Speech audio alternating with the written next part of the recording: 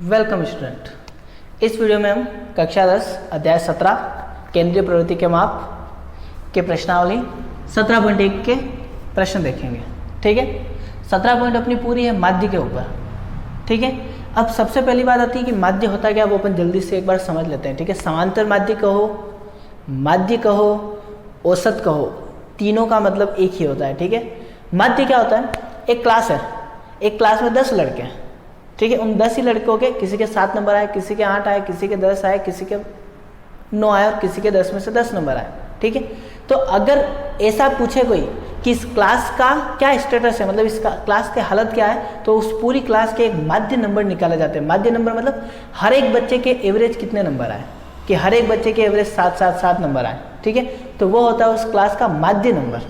ठीक है, कैसे निकलता है माध्य, देखते हैं अपन ध्यान से। इधर देखना कि यदि एक कक्षा में गणित विषय में 10 छात्रों के प्राप्तांक है, वो 10 छात्रों के प्राप्तांक है, मतलब 10 जो लड़के हैं उनके नंबर ये इतने आए, कितने में से आए उससे अपने को कोई मतलब नहीं है। तो इन सब का अपने को माध्य निकालना है। माध्य, औसत, समांतर माध्य एक ही चीज़ है। ठीक है, कैसे निकलता है माध्य, अपने पास माध्य का सूत्र होता है, माध्य बराबर आंकड़ों का योग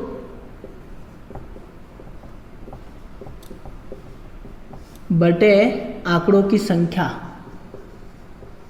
ये माध्य का सूत्र है, आंकड़ों का योग बटे आंकड़ों की संख्या। अब आंकड़ों का योग का मतलब अपने पास होता है कि ये जो आंकड़े हैं 52, 75, 40, 70, 43, इन सब की जोड़, ये होता है अपने पास आंकड़ों का योग। और आंकड़ों की संख्या मतलब ये संख्या कितनी, 1, 2, 3 और वहाँ पे 7, 10। तो यहाँ पे आंकड़ों का योग में अपने पास आ जाएगा 52 plus 75 plus 40 plus 70 plus 43 plus 40 plus 65 plus 35 plus 48 और प्लस 52 बटे आंकड़ों की संख्या कितनी है, गिनो, 1, 2, 3, 4, 5, 6, 7, 8, 9, 10 बटे 10। जब हम इन सब की जोड़ करने बैठेंगे तो इनकी जोड़ आएगी 520 बटे 10। तो 0 से 0 कट जाएगा तो अपने पास आंसर कितना आएगा, 52। इसका मतलब क्या है कि वो जो क्लास है उसमें उन बच्चों के जो प्राप्तांक है, एवरेज कितने, 52। इसका क्या मतलब है, अगर अपन हर बच्चे की बात करेंगे तो लगभग एवरेज जब अपन निकालेंगे उसके, तो हर बच्चे के औसत नंबर 52 आ रहे हैं। इसके भी 52, इसके भी 52, इसके भी 52। अब इसके 52 कैसे, इसके ज़्यादा है तो इसने इसमें से कुछ इसको दे दिए। ठीक है, एवरेज निकालने के लिए इसे करते हैं। ठीक है, तो अपने को यहाँ पे इसका औसत कितना आ गया, 52। अब अगला प्रश्न है, यदि 3, 4, 8, 5, x, 3, 2, 1 अंकों का समांतर माध्य 4 है, यहाँ पे माध्य कितना दे रखा है, 4, तो अपने को x का मान निकालना है। सूत्र लगाओ माध्य वाले। तो अपने पास माध्य क्या होता है, माध्य होता है आंकड़ों का योग। अब मैं इसको डायरेक्ट लिख रहा हूँ, सिग्मा, चलो, आंकड़ों का योग बटे आंकड़ों की संख्या।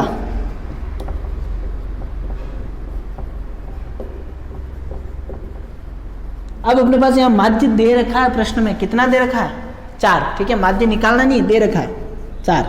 आंकड़ों का योग, आंकड़े क्या क्या है अपने पास, 3 plus 4 plus 8 plus 5 plus x plus 3 plus 2 plus 1 बटे में आंकड़ों की संख्या कितनी है, 1, 2, 3, 4, 5, 6, 7, 8। ये 8 इधर भाग से गुणे में आ जाएगा, तो ये तो आ जाएगा 4 × 8 बराबर, इधर x तो अलग रहेगा प्लस x और बाकी सब की जोड़ कर लो। ठीक है, 7, 15, 5, 20, 3, 23, 24, 25, 26, इधर 8, 4, 32 प्लस का 26 इधर आएगा, माइनस का 26 बराबर x। तो अपने पास जो x का मान आ गया 32 - 26 कितना आ जाएगा, 6। तो x का मान कितना आ रहा है, 6। ठीक है, अब इसका अगला प्रश्न देखते हैं अपन, देखना।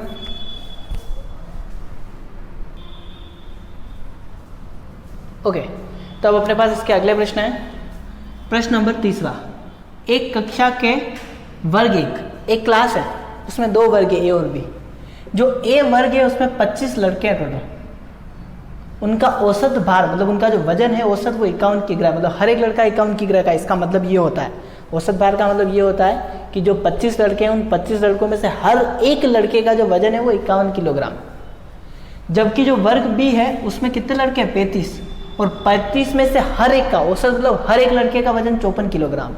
तो अपने को इस क्लास में हमको इस क्लास में जो कुल बच्चे हैं उनका क्या निकालना है, औसत बार निकालना है। ठीक है, देखना कैसे प्रश्न करने का क्या तरीका है। सबसे पहले क्या लिखा है, वर्ग ए के 25 छात्रों का कुल भार कितना आएगा। ध्यान से समझना, जो वर्ग ए है 25 छात्रों का कुल भार। अब जो अपने पास क्लास है उसमें 25 छात्रों में से हर एक का वजन 51 किलोग्राम है, तो अपन को बताना है कि 25 का कुल कितना आएगा। जो 25 से छात्र हैं उन 25 का मिला के अपने पास जो वजन है वो कितना आएगा।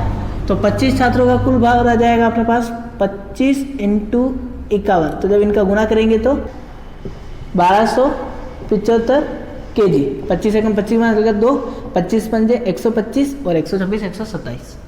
ये क्या चीज़ है, ये अपने पास है उन 25 छात्रों का कुल वजन। मतलब एक छात्र का 51 किलो है तो 25 का 51 + 51 + 51 अपन कितने बार किया, 1275 आ गया। अब अपन लिखेंगे वर्ग बी के 35 छात्रों का कुल भार। तो वर्ग बी के 35 छात्रों का कुल भार कितना आएगा, 35 × 1 का कितना है 54, 1 का कितना है 54, और जब अपन इनका गुना अपने पास आएगा 1890 kg। ये जो 25 छात्रों का ये जो वजन है ये कुल वजन है, मतलब एक बच्चे का वजन 51 है तो 25 का ये हो गया, 35 छात्रों में से एक का 54 है तो 35 का ये हो गया। तो ये पूरी क्लास का, इन दोनों को अगर मैं जोड़ दूंगा तो मेरे पास पूरी क्लास का वजन आ जाएगा, मतलब पूरी क्लास का जो भार है उसका योग आ जाएगा। ठीक है, तो अब अपने पास सूत्र क्या होता है माध्य का,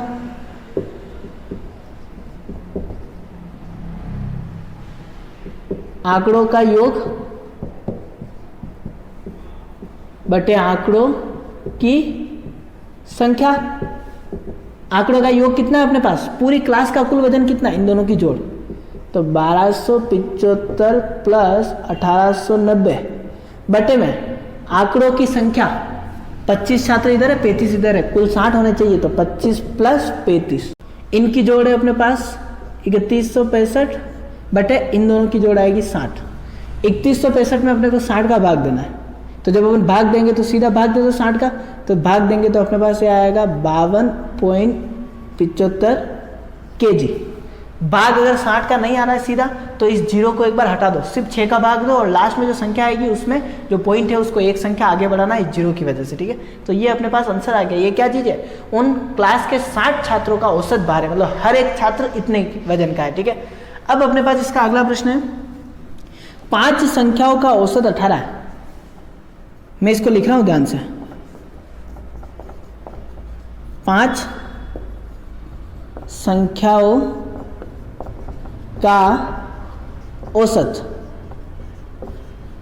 18। इसका क्या मतलब होता है कि ये जो 5 संख्या है इन 5 संख्याओं में से हर एक संख्या का मान 18 है। तो 5 संख्याओं का जो योग है, इन 5 संख्याओं की जो जोड़ है वो कितनी हो जाएगी, 18 × 5, तो ये आएगी 90। आगे क्या लिखा है, इनमें से एक संख्या हटा दी है। 5 संख्याओं का औसत 18 था, मतलब हर एक संख्या 18 है, तो 18 × 5 करेंगे तो कुल उन 5 संख्याओं की जोड़ 90 हो गई है। एक संख्या हटा दी तो अब कितनी बचेगी, 4। एक संख्या हटाने में 4 बचेगी और 4 संख्याओं का औसत कितना है, 16। आगे लिखा है उन 4 संख्याओं का जो अपने पास औसत है वो है 16। तो 4 संख्याओं का जो अपने पास योग होगा वो होगा 16 × 4 16 चौक 64। अब सिंपल सी बात है, 5 संख्याओं की जो जोड़ है वो 90 है और 4 संख्याओं की जोड़ 64 है, तो जो एक बची हुई संख्या वही हटी है। तो अपने पास जो आखिरी संख्या थी, हटाई गई संख्या,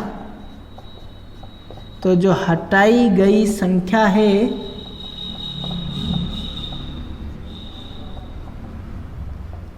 वो अपने पास आ जाएगी 90 माइनस 64, और 90 में से अगर अपन 64 माइनस करेंगे तो वो अपने पास आएगी 6 2 26। तो अपने पास जो हटाई गई संख्या है उसका मान कितना आ गया? 26। ठीक है, ओके। तो अब अपने पास इसके आगे के प्रश्न है।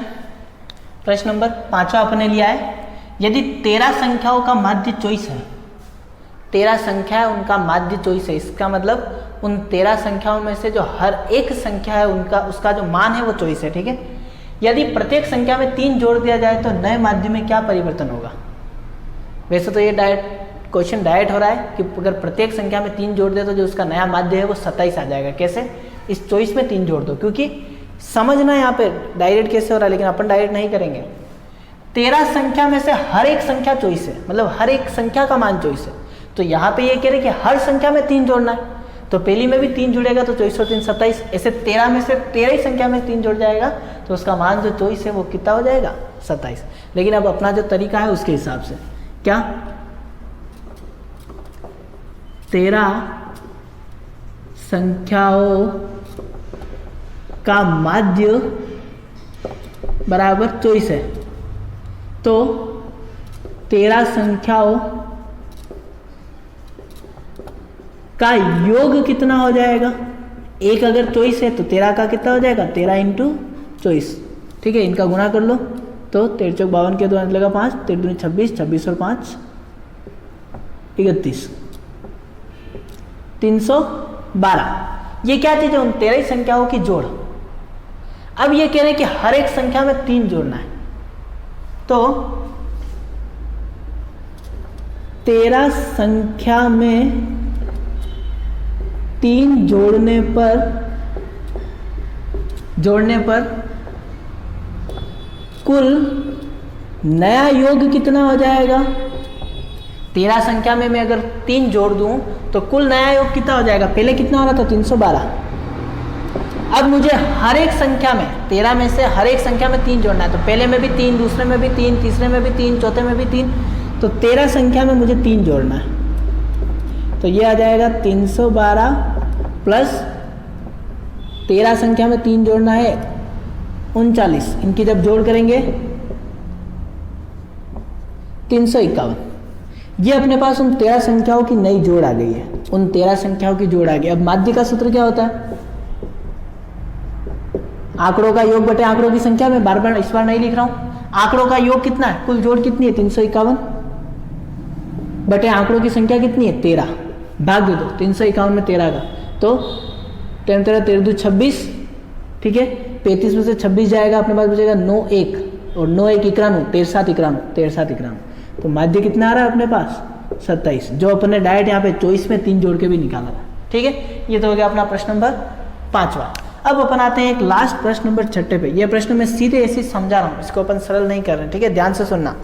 प्रश्न है अपने पास, एक विद्यालय के 5 कर्मचारी, एक विद्यालय है उसमें 5 कर्मचारी काम करते हैं वो। ठीक है, उनका औसत मासिक वेतन 3000 है। उन 5 कर्मचारियों का जो मासिक वेतन है वो 3000 है। तो 5 कर्मचारियों का कुल वेतन कितना हो जाएगा? 3000 इंटू 5, कि एक कर्मचारी, एक जो आदमी काम कर रहा है उसको 3000 रुपये मिल रहे हैं, तो 5 को कितने मिलेंगे? 15000 रुपये। अब आगे लिखा है ये कि उनमें से एक कर्मचारी सेवानिवृत्त हो जाता है, रिटायर हो जाता है वो। ठीक है, वो उसकी नौकरी पूरी हो जाती है, तो उस विद्यालय के कर्मचारियों का जो औसत है वो 3200 हो जाता है। एक कर्मचारी के हटने पर तो अब कितने बचे? 4। तो 4 कर्मचारियों का कुल योग कितना होगा? अब जो एक कर्मचारी है उसका औसत है 3200, तो 3200 इंटू 4, 4 जो बचे हैं उन 4 में से हर एक का जो मान है वो 3200 है, पैसे जो है उसके 3200 है, तो 3200 इंटू 4, तो इसका जब अपन गुना करेंगे तो ये आ जाएगा 12800 रुपये। तो जो व्यक्ति हटा है, 5 की जोड़ इतनी थी, 4 की इतनी, जो हटा है उसका मान कितना होगा इन दोनों का अंतर? तो सेवानिवृत्त कर्मचारी की आय, या लिखना पड़ेगा, सेवानिवृत्त कर्मचारी की जो आय थी, उसकी जो इनकम थी वो कितनी थी? 15000 माइनस 12800, और जब इनको माइनस करेंगे तो उसके रुपए कितने आ जाएंगे? 2200 रुपये। ये है इसका अगला प्रश्न। ठीक है।